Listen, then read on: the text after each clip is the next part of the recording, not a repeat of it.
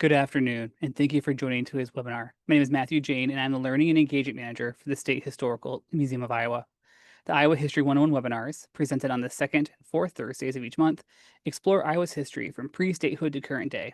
You can learn more about this series and all of our programs on our website at history.iowa.gov.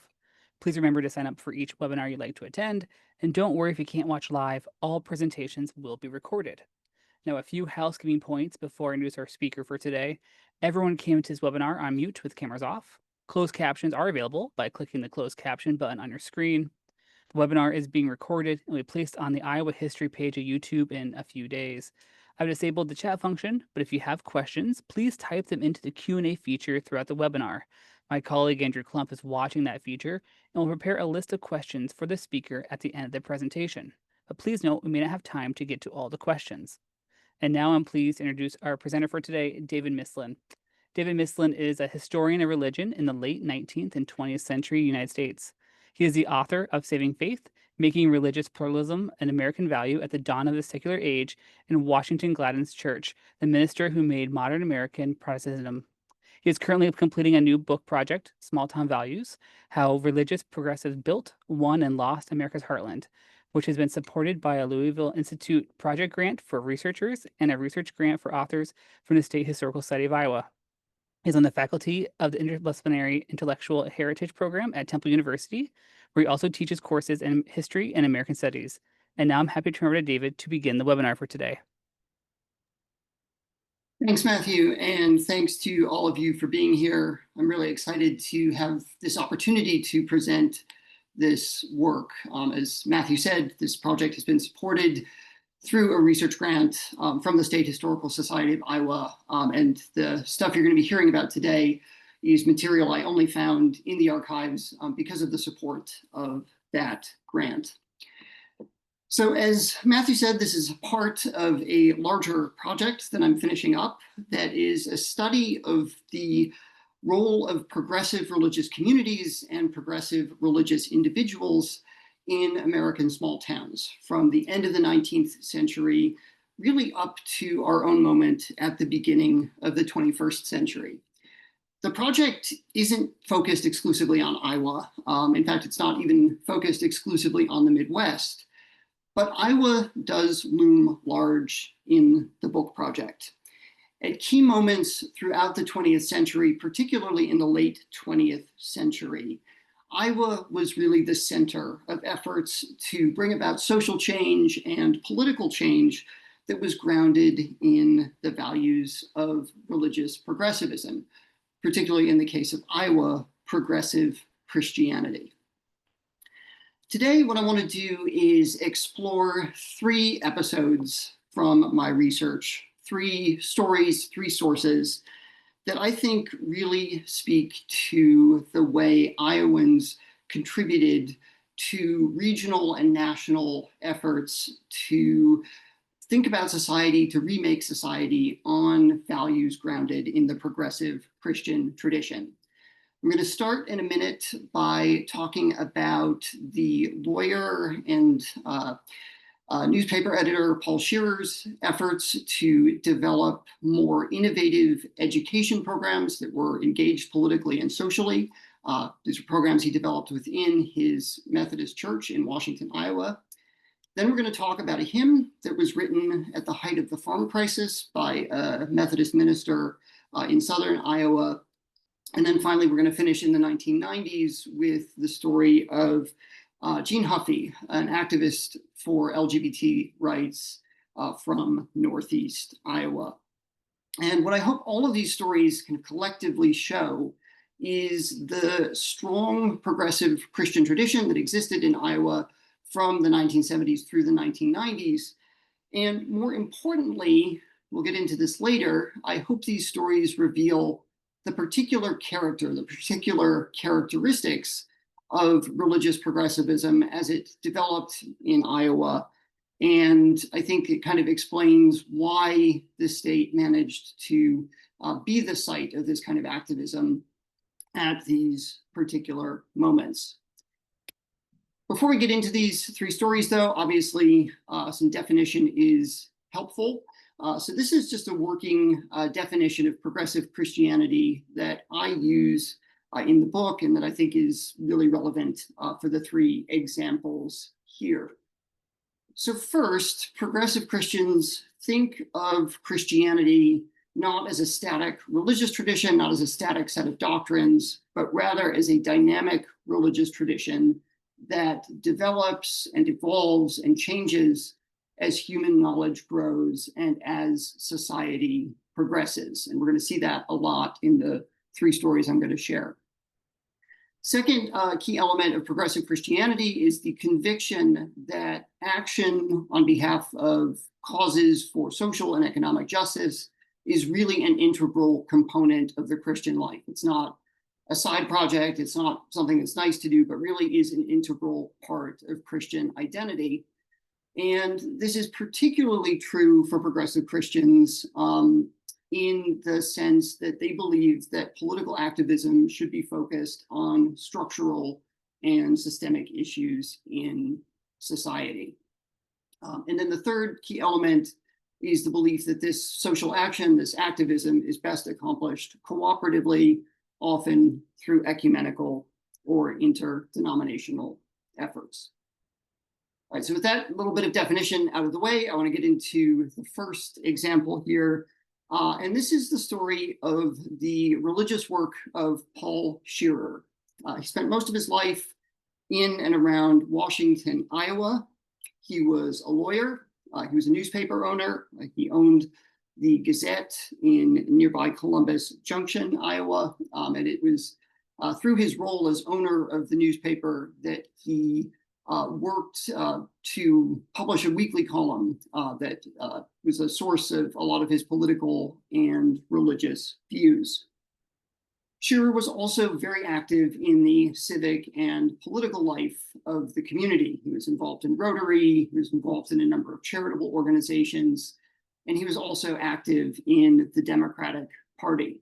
It's not a great picture, but the photo I have here is of Shearer and his wife, Barbara, attending a campaign event in 1983 for John Glenn, who at that point was considering a run for the Democratic nomination in 1984. In Shearer's own telling, perhaps more important than all of this was his involvement in the United Methodist Church and his identity as a practicing Methodist. He was very active in his own local church in Washington, but he was equally active in the larger denomination. He served on a number of statewide and national committees throughout his life. He was one of Iowa's representatives to the General Conference of the Methodist Church. That's the meeting that happens every 4 years of Methodists from around the country. Shearer represented Iowa at those meetings for over 2 decades. He was also active in religious groups beyond the Methodist Church. He served on a local ecumenical committee in Washington, and he was also a member of the Board of Fellows at the University of Iowa's School of Religion. These many hats that Shearer wore attracted considerable attention. What I'm showing you here is a newspaper profile from the Des Moines Register. This was done in 1980, and it focuses on Shearer's contributions, not just to the Methodist Church in Iowa, but nationwide.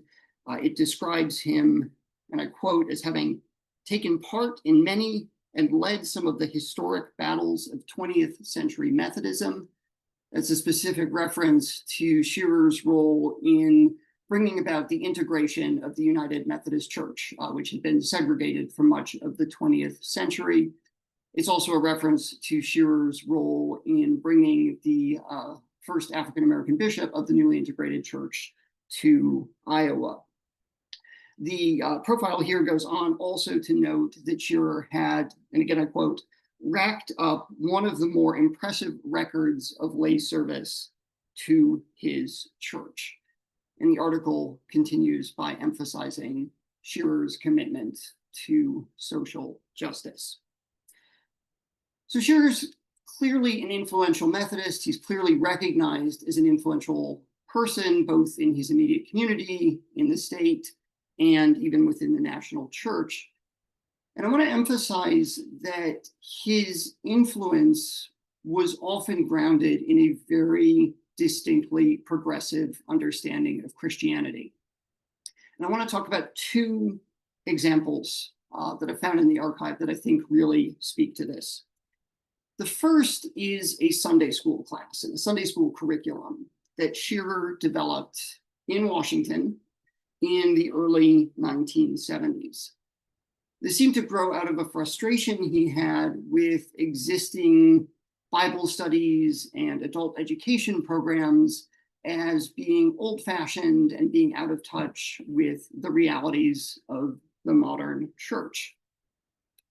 So his goal was to create an adult Sunday school class that was relevant.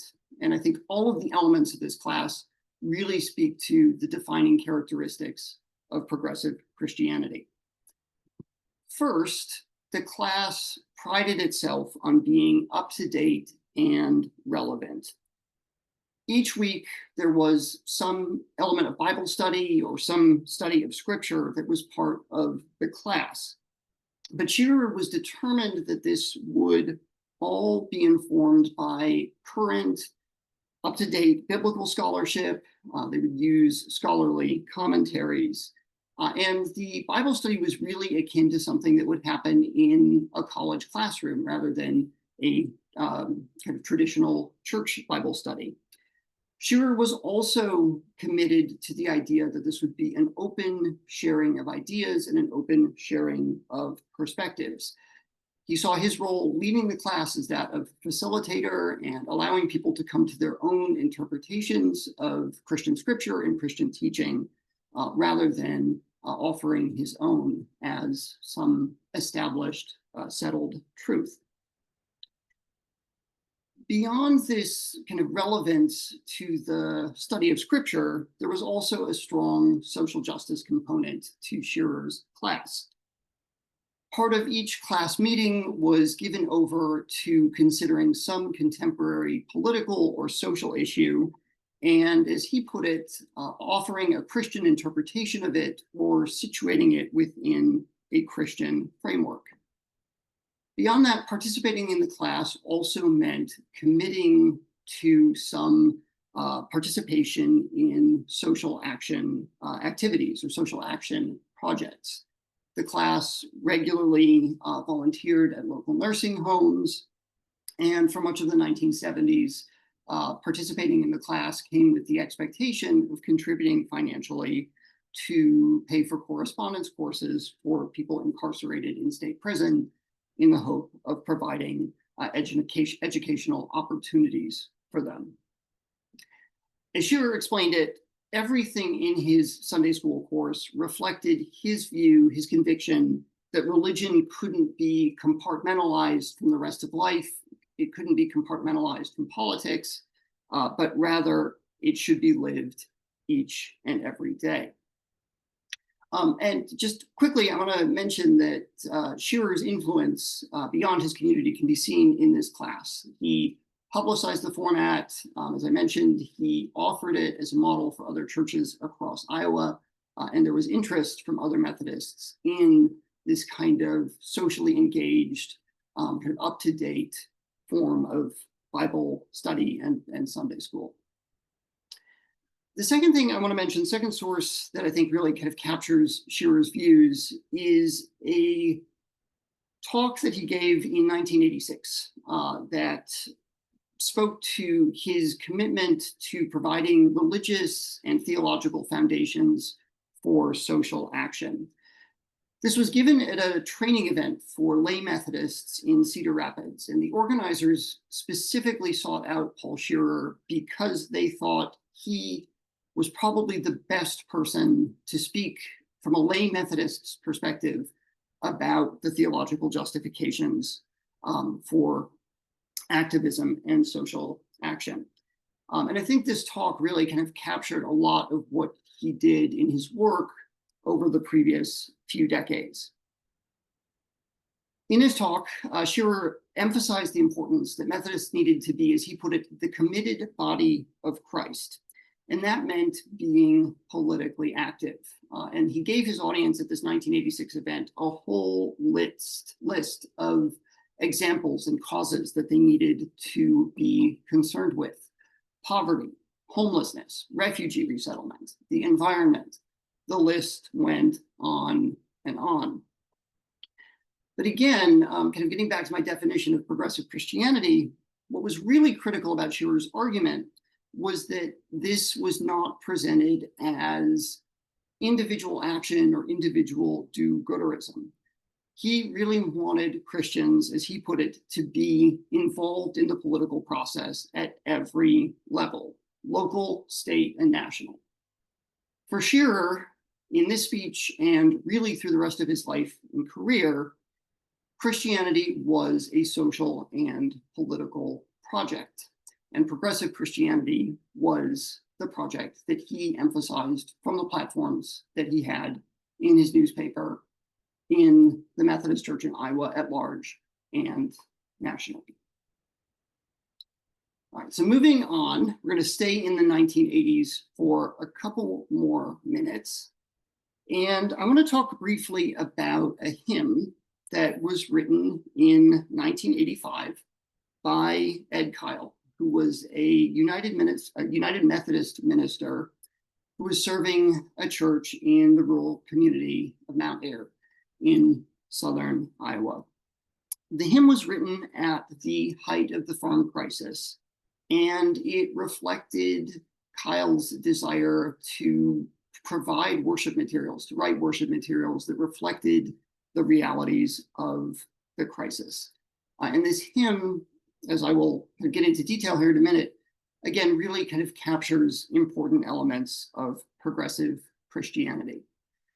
I have the hymn on a couple of slides, and I'm just going to pause here for about 30 seconds. I apologize, weren't able to get a really good photo of this in the archive.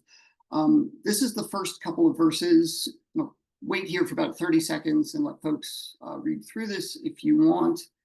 And then I'll click to the next slide, which has the third and fourth verses.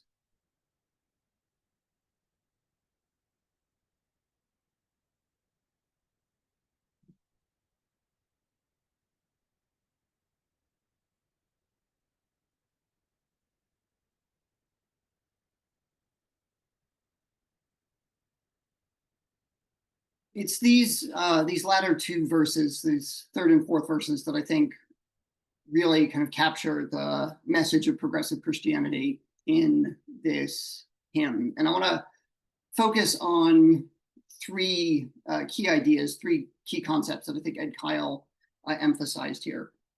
The first is the idea early in that third stanza that all people were bound together. I think what Kyle is doing here is emphasizing the importance of acknowledging social interconnectedness, the way communities are intertwined and interrelated with one another. And specifically in the context of the farm crisis, I think he's really driving home the point that the crisis was not an individual one, but was a systemic one that was affecting Iowa's rural community. I think it's a statement about the causes of the crisis, but I also think it's pointing to his ideas about the solution of the crisis being found in social solidarity. The second theme that I think is important here is the line in the line that immediately follows, where he talks about sin and pride and greed for wealth and power. One of the hallmarks of the progressive Christian tradition in the United States, going back really to the beginning of the 20th century, is a strong critique of the amassing of power and the amassing of wealth for personal interests. The early social gospel movement was built largely on a critique of the early 20th century industrialists and early 20th century corporations. And I think we can see that in a new form, responding to the realities of the 1980s in Kyle's hymn, as he suggests that it is particular greed for wealth and power in rural America that has destroyed or threatens to destroy the communities of rural Iowa. And then the third thing here I just want to mention is the very last phrase at the end of the hymn. There's this reference to a new life on farms in rural towns and cities, God's land and ours, community redeemed. Those last couple of words I think are really crucial here. The goal of this hymn, the ideal that's offered by this hymn, is the ideal of a dramatically transformed society. It's a society that is structurally changed, entirely remade on a new set of values. This isn't a hymn that's offering advice for individual action in the face of the farm crisis. It's not a hymn that's even calling for government action, right? This is a hymn that is asking for a total new imagining of society and the values that underlay and underpin society. And in that respect, it is very much in the spirit of the kind of structural systemic focus of progressive Christianity. So Kyle's hymn is significant for a couple of reasons, and it's informative for a couple of reasons. First, just jumping to my last point here, I think the hymn is reflective of the broader progressive religious response to the farm crisis, particularly in the middle and later years of the 1980s. This is something that Pamela Riney-Kerberg has shown in her recent book. Other scholars have shown it as well, and it's something I'm exploring in my larger project.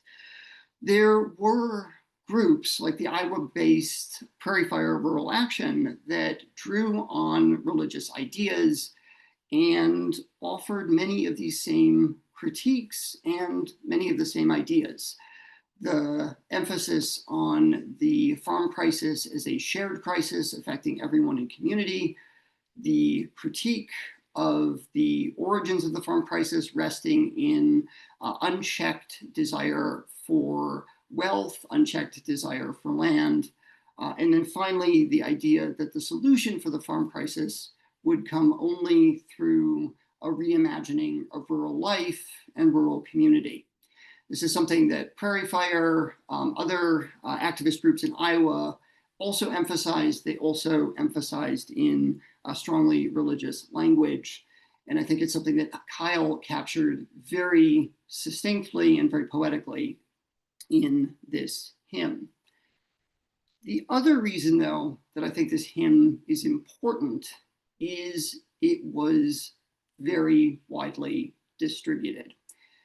You might have noticed on the caption on the slide, I first found this in the archives in Minnesota, in the Minnesota Historical Society. I have since found this in probably close to a dozen different archives, different collections from the 1980s in a number of states. This was a hymn that was widely used as a worship resource. It was widely used in numerous Protestant denominations. And it's a hymn that had its origins in Southern Iowa, but seemed to really resonate not just across the Midwest, but across the entire nation in rural areas that were affected by the crisis. With that, in the interest of time, I'm going to move us out of the 1980s and into the 1990s for the last episode, and maybe one of my favorite archival finds in this entire project. This is a woman named Jean Huffey, who I first encountered in the collections at the Iowa Women's Archive in Iowa City. So Jean Huffey was a Lutheran woman from Waterville, Iowa, who for the first half of her life up until the 1980s had a very conventional life. And then in the 1980s, things changed for reasons that she explained in a newspaper profile in 1994. It was a profile that was done with Deb Price, who was a syndicated columnist who wrote primarily about LGBT issues. This version of the syndicated column appeared in the Star Tribune up in Minnesota, but the column also appeared in the Des Moines Register and I believe some other newspapers across Iowa. And the headline tells the story. Their children's coming out gave these Iowa parents a cause. The article goes into details, just summing them up quickly. In the early 1980s, the day after Thanksgiving, Jean Huffey's phone rang and an anonymous caller essentially outed Huffey's daughter as being a lesbian. A couple of years later, Huffey's son also came out as being gay. This was something that in their rural community was not to be discussed. As the article says, homosexuality, a hush-hush topic in their tiny town, seemed absolutely alien to their way of life. And this was particularly, the article noted, because they were perceived as good Lutherans. But the story didn't end there. Over the course of the 1980s and the early 1990s, both Jean and her husband became more openly accepting of their children. And as they did that, they desired to reconcile their acceptance of their children's sexuality with their faith as Lutherans. Jean became increasingly outspoken in her commitment to making the church a welcoming place for LGBT Christians. Ultimately, they had to stop attending their local church because of opposition to their activism. But that did not stop Jean Huffey. And over the course of the 1990s and into the early 2000s, she became a major activist in Iowa and more broadly within the evangelical Lutheran Church in America. So starting specifically with Iowa, she was an active letter writer. She supported efforts to bring LGBT material into libraries to make it accessible to people. She also opposed efforts to remove that material from libraries. Beginning in the early 2000s, she also worked on anti-bullying efforts in public schools in Iowa. As Huffey did all of this, she worked to build up networks of people who shared her views. She helped to establish a local chapter of Parents and Friends of Lesbians and Gays, PFLAG, in Northeast Ohio in the mid-1990s. But she also became active within the broader Methodist Church. She joined the group Lutherans Concerned, which was the pro-LGBT advocacy group within her denomination. She also joined the group Soul Force, which was an organization that used nonviolent tactics of civil disobedience to try to encourage the ELCA to become more open to its LGBT members. In the same way that Paul Shearer had become a regular participant in Methodists' national assemblies, Jean Huffey became the same thing at the national assemblies of the ELCA. Although in her case, it was more as a protester. One of the conventions, she risked arrest as part of a group that was protesting the lack of inclusion in the denomination. Ultimately, for Huffey, her activism within the church paid off, and she was present in 2009 when the denomination allowed its congregations to call openly LGBTQ ministers, and also allowed its clergy to affirm same-sex relationships. So that's just a biographical sketch of Huffey's activism. But what's really interesting, I think, is the way that her involvement in this one particular issue and her concern with this particular issue ultimately kind of pushed Huffey to espouse a more general outlook that I think really aligns with progressive Christianity as I have defined it in this project. And I want to just point to a couple of aspects of this.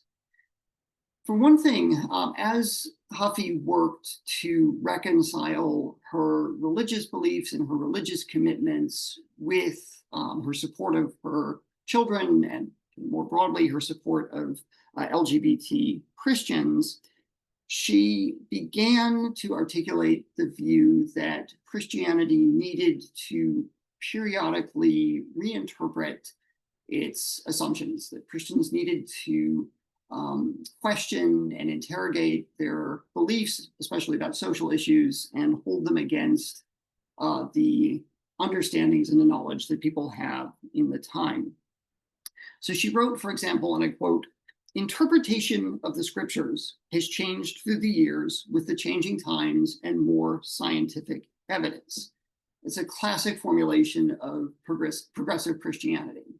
As society changes, as knowledge improves, attitudes of Christians need to change, and interpretations of the scriptures need to change as well.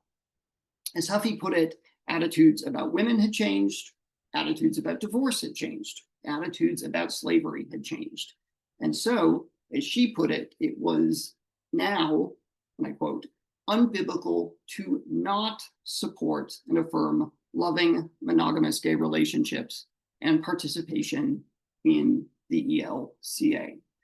So I think here, kind of with Huffy, we clearly see this evolving sense of progressive commitments and this idea that religious views need to be interpreted and reinterpreted as times change. The other thing that is notable about Huffy is that her social activism was not limited to this one particular issue. In fact, she acknowledged that as her views about homosexuality had changed and her understanding of the place of LGBT people in the church had changed, it had caused her to reevaluate a number of other issues as well.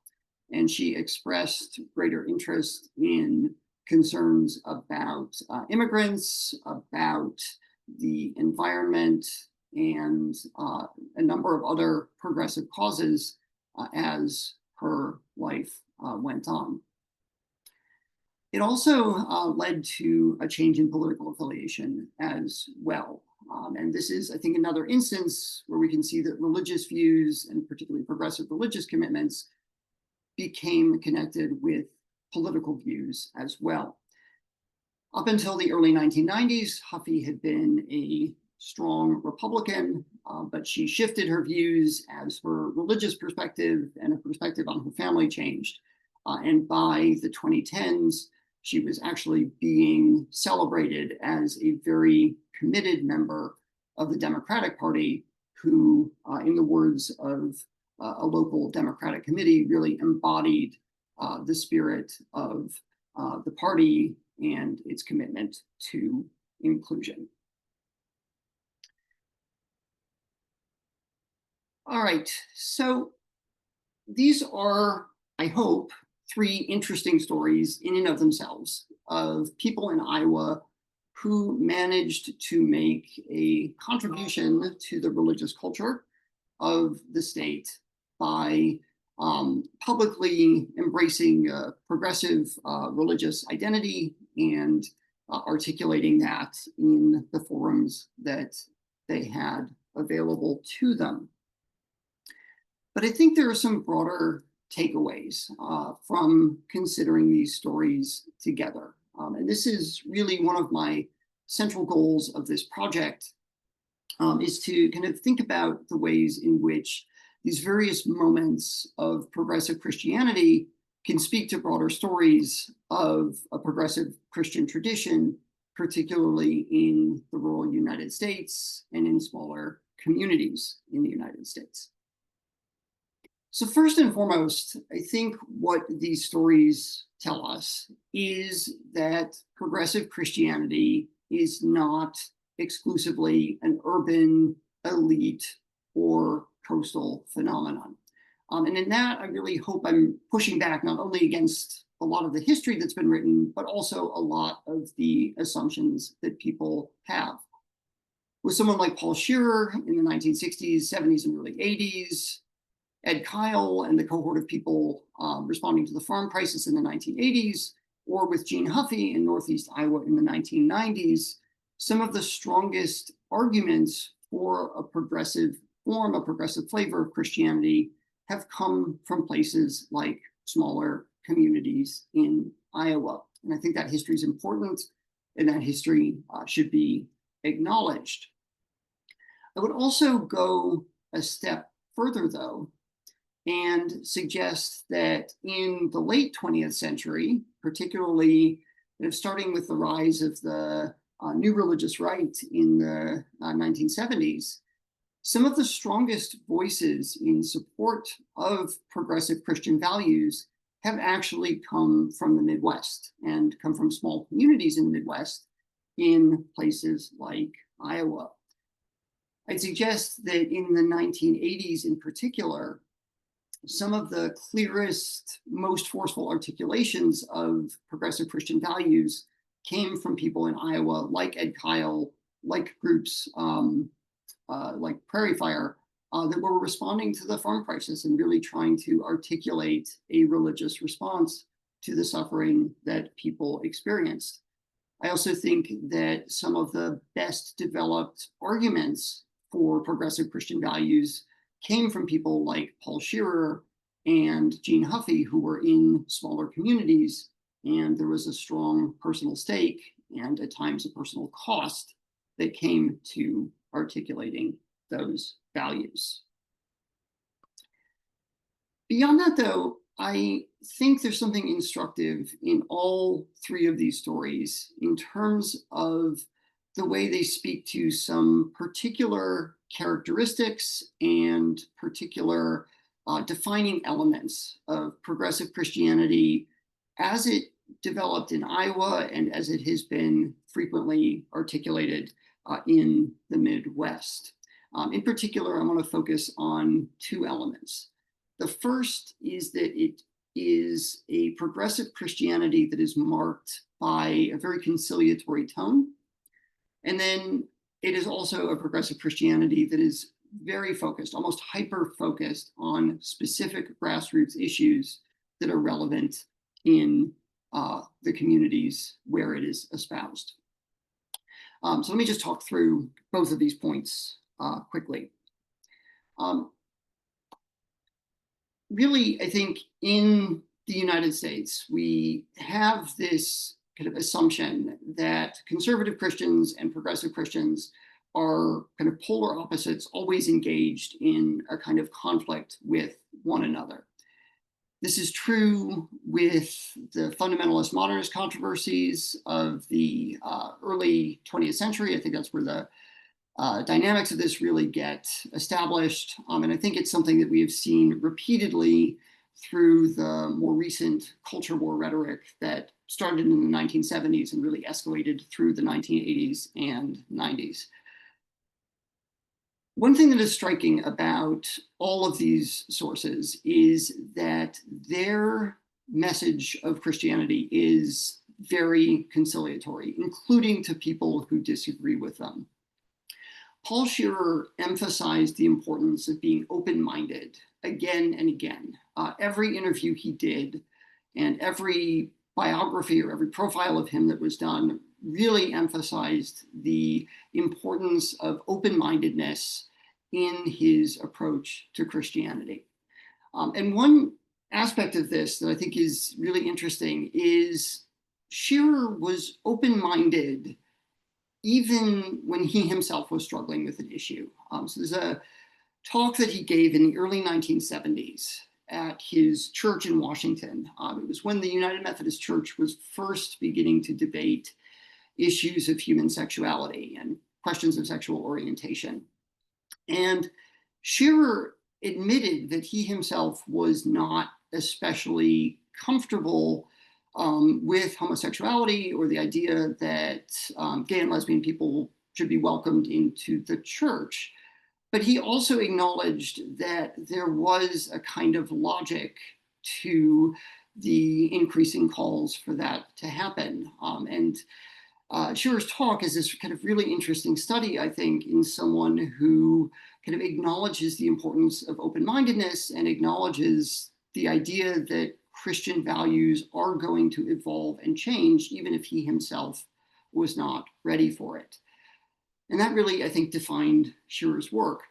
On the other hand, somebody like Jean Huffey, who was extremely convicted in her beliefs, particularly about issues of religion and sexuality, nevertheless worked very hard to sustain her community connections, even with people who strongly disagreed with her. I mentioned earlier that Huffey and her family stopped attending their local church in the early 1990s after disputes between Huffey and the majority of the congregants. Even though they stopped attending, the Huffey family maintained their membership there and maintained their relationships there. And one of the things that's really interesting in her papers is kind of watching over the next decade and a half, the family working to try to sustain those connections and sustain those relationships as best as they could. And then I think this is something that's a little bit subtler that also appears in Ed Kyle's hymn. This isn't a hymn that's polemical, but rather it's a hymn that is kind of working on the assumption of shared community and shared convictions within that community. So that's the kind of first element of Iowa progressive Christianity, Midwestern progressive Christianity, if you will. It is extremely conciliatory. It's extremely kind of open to debate, open to division, and it is not a particularly dogmatic set of religious values. The second thing that I think is important is that these religious folks, these Iowa progressive Christians, were very focused on relevant grassroots issues in their community. I sometimes get the question, why isn't rural religious progressivism kind of more widely acknowledged, or why isn't it more widely noted? And I think part of the reason why is that the people who espouse these values tended to not engage with larger institutions to a great extent. They tended to, not try to think in broad terms or make their arguments in overly broad terms. Instead, they were deeply focused on the practical. They were focused on the relevant. Obviously, that's most true in Ed Kyle's case. His hymn was about the farm crisis. It was about the suffering and the issues that people in his own congregation and their own families were dealing with. And the hymn was a desire to respond to that. Same thing, I think, with Jean Huffey. Everything that she did kind of grew out of her own personal experience and her own desire to empathize with families like hers. One of the things that comes up again and again in her correspondence is the idea that she's advocating a more inclusive church and she's advocating a more inclusive Christianity precisely because she can imagine what it feels like to be excluded, be it for sexuality or be it for other reasons, and she does not want that experience to happen to other people. And then finally, I think Paul Shearer, in everything he did, he was focused on the immediate community. And one of his strong critiques of the Methodist Church was that sometimes religious leaders were too disconnected from the grassroots. He actually thought one of the ironies of Methodism in the 20th century was that some of the most powerful spokespeople for social action, social justice, had also been the most distant from the grassroots. Time and time again in his work, he offered this critique that all of Christianity not only needed to be relevant, but it needed to be relevant for people in small communities like the ones where he lived and made relevant for daily lives there. So ultimately, I think what I hope these stories reveal is that there have been these moments in Iowa's history where this kind of conciliatory, grassroots-oriented progressive Christianity has taken root and where it has had significant effects for people, not only in Iowa, but across the Midwest and across the country more generally, thanks in large part to the efforts of Iowans. I'm going to leave it there a little early, so hopefully we have some time for questions. I'm also going to just put my email address on this slide, so if you have a question that I don't get to today, or if you have a question that you think of a little bit later on, please feel free to drop me a message and we'll happily get back to you. Great. Thanks, David. That was really interesting and enjoyed that. We do have plenty of time for some questions and answers. As a reminder, if you have a question, please submit it through the Q&A feature at the bottom of your Zoom screen. So when you submit it there, we will see it and be able to integrate that and ask it to David. So we may not get to all our questions, but we'll do our very best. Our first question is that you mentioned the ecumenical movement. Do you have any sense of how important that was or how its declension affected progressive values? Yeah, that's a great question. The ecumenical movement is, I think, important particularly for Paul Shearer and for Ed Kyle. I think height of the ecumenical movement was in the middle decades of the 20th century, say the 1940s up through the 1960s. And Shearer in particular was very convinced that ecumenism was the way of the future. So he was alluded to an ecumenical committee. He served on a committee in Washington, Iowa, that actually was trying to foster this kind of united Protestant denomination, this idea that all of the major Protestant denominations might eventually be brought together into a single church. That obviously didn't happen. And I think in the 1980s, with the farm crisis, we also see this ecumenical cooperation, not only among Protestants, but between Protestants and Catholics. But I think, you alluded to this with the decline. I think by the 1980s and certainly after, ecumenical cooperation tends to happen kind of only on specific issues in specific moments. And there is kind of less of a kind of grandiose kind of hope for permanent sustained ecumenical cooperation. As for the decline, I don't think it matters so much in the sense that a lot of these questions and a lot of these issues were kind of focused kind of on particular social concerns or particular political causes. But I do think your question kind of speaks to the decline of ambitions, maybe the lessening of hope for progressive religious institutions or larger ecumenical movements that I think is something that happens as the 20th century goes on. Terrific. Thank you. Another question we have here is, were the religious conservatives, I'll say, also more conciliatory and grassroots oriented, which maybe you found, maybe you didn't, or did they have a different posture because they were presumably in the cultural majority? So I'm just curious how much of what you found is a part of living in a small town in general, and how much of it is unique to being a progressive in a small town, if that makes sense. Yeah, I absolutely love that question. And in a way, it really dovetails nicely with that first question. I think this is something that changes as the 20th century progresses. So in the early part of the century, I would say, back in the 1920s, 1930s, I would say the conciliatory nature runs in both directions. And I think there is a sense that neither the progressives nor the conservatives really have the upper hand in a lot of small communities. And from both sides, you kind of see these ideas that people may disagree on theology, they may disagree on particular sets of values, but they all live in the same town, they all need to get along.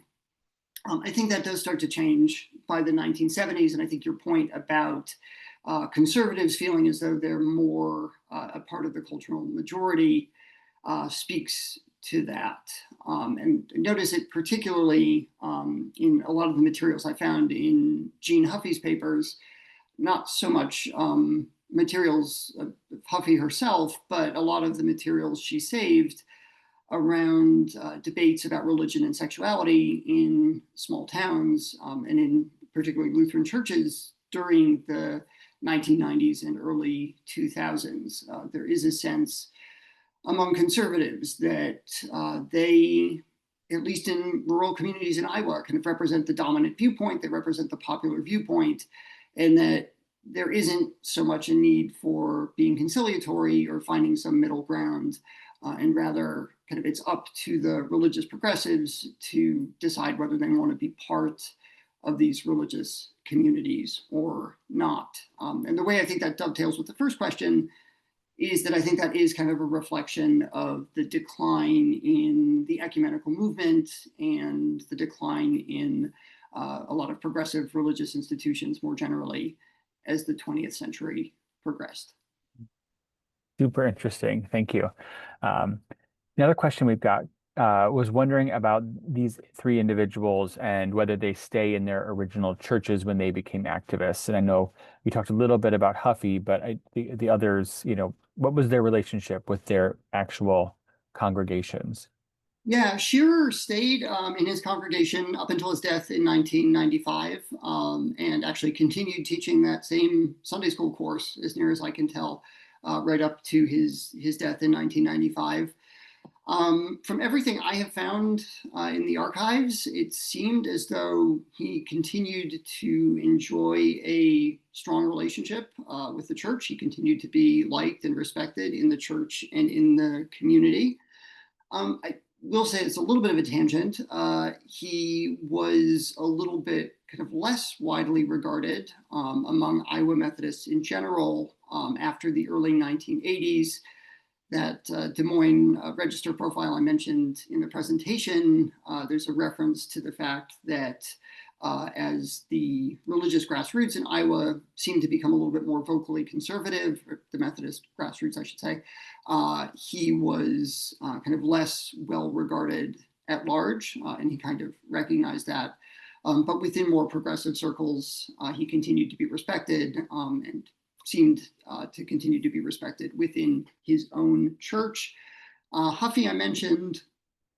Ed Kyle did not stay in Iowa. He eventually went to Kansas City. He joined the faculty of the St. Paul School of Theology and taught courses there, particularly in rural ministry. So I don't know the trajectory of that particular church and kind of its attitude toward these issues and its kind of general political orientation. But I think Kyle continued to hold a lot of these views through his later career. Great, thank you. Another question is how do these Iowa stories compare to examples in other states? So I know you've done work on a lot of different small towns throughout the country, and how much of this is broadly demonstrative of larger trends, and how much is perhaps unique to Iowa or the Midwest?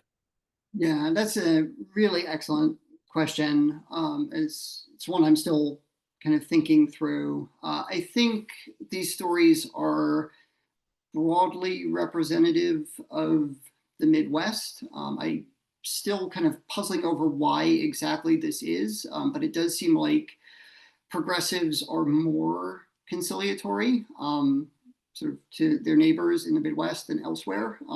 In other parts of the country, the Pacific Northwest, a little bit in the South, there seems to be more of a willingness to kind of fight over religious values. That's less the case in the Midwest.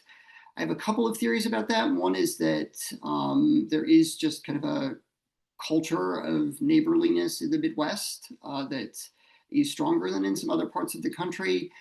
I also kind of wonder a little bit about perceptions of kind of the size and vibrancy of the community.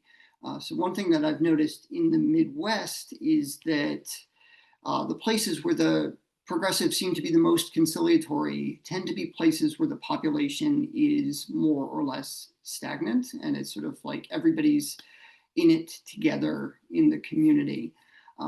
Whereas in other parts of the country where there is more kind of hostility and debate between religious progressives and their conservative neighbors, those tend to be in places that are growing. And I think there's more of a perception that maybe kind of the small town won't be so small anymore, and maybe you won't need to interact with the neighbor you disagree with quite as much. So all that to say, I think what's true in Iowa is broadly true in Minnesota and more rural parts of Illinois. But what I think is unique about Iowa, particularly again during the 1980s and the farm crisis, a lot of these kind of ideas and a lot of these articulations of progressive Christian response to the crisis were really originating in Iowa. They were being developed, they were being refined in Iowa communities, in churches, in activist groups, and then they were being publicized and popularized throughout the country. Super. That's super interesting. I really appreciate the way that you're thinking about the farm crisis as a part of this, because it's inescapable in the 1980s in Iowa. And it's interesting to put this in that context because it's something that we're talking about increasingly more and more. So we've got just time for one more question here.